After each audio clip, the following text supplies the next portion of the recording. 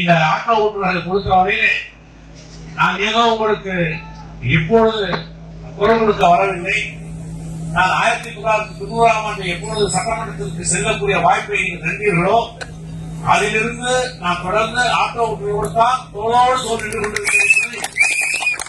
எனவே அதை நடைமுறைப்படுத்துவதற்கு எப்படி எங்களுடைய தலைமையாளர்கள் தமிழ்நாட்டிலே ஒரு ஆட்டோவாதிகளுக்கு எல்லாம் ஒரு சங்கத்தை அமைத்து வாரியத்தை அமைத்து திறம்பட செய்து கொண்டிருக்கிறார்களோ, மற்ற ஊழியருக்கு கிடைக்கக்கூடிய சலுகைகளை எப்படி பண்டிகை காலங்களில் கிடைக்கிறதோ அதே போல நிலையை என்ற புதுச்சேரி மாநிலத்தில் கொண்டு வருகின்ற வரை ஓயமற்ற போராட்டத்தில் வெற்றி பெறும் என்று வாழ்த்துவோடு மட்டுமல்லாமல் தொடர்ந்து உங்களோடு இருப்பேன் அந்த உறுதிமொழி பெற்று மாற்றி நிறைவேற்றுகிறேன். நன்றி, வணக்கம்.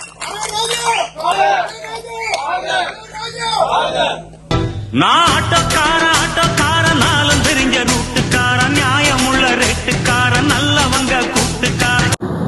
வணக்கம்ண்ணா. இப்போ ஆட்டோ பேரணிக்கு வந்தீங்க, டீட்டெயில் சொல்லுங்க. ஆட்டோ ஓட்டுநர்கள் கோரிக்கை நீண்ட நெடுங்காலமாக நிலுவையிலே இருக்கிறது. பல முறை நாங்கள் முதலமைச்சரை சந்தித்திருக்கிறோம். முதலமைச்சர் ஆணையர் அழைத்து பேசியிருக்கிறார். ஆனால் இதுக்கான தீர்வு இதுவரை ஏற்படவில்லை. அதனால் அதை வலியுறுத்துகின்ற வகையில் இந்த போராட்டம் நடைபெற்றிருக்கிறது. நிச்சயம் வெற்றி பெறும். நன்றி.